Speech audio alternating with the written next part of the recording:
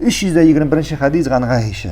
Peygamberimizin hatını Ayşe radıyallahu anha haber ite قالت قلت يا رسول الله كل جعلني الله فداك متكئا.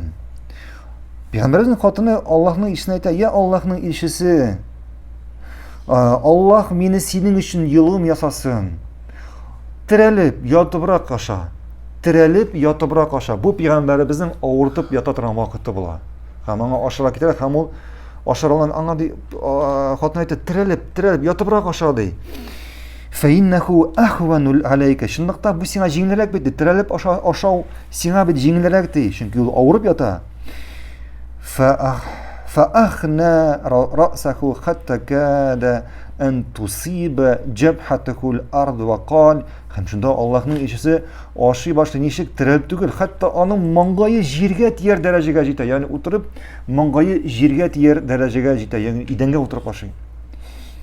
وقال بل آكل كما يأكل العبد وأجلس كما يجلس العبد. Şunda Allah'ın işisi yok di. Men di kıl aşağıdan şekilde aşıyım di. Hem kıl oturgan şekilde oturam di. Kıl oturgan şekilde oturam di. İhtibar ediniz.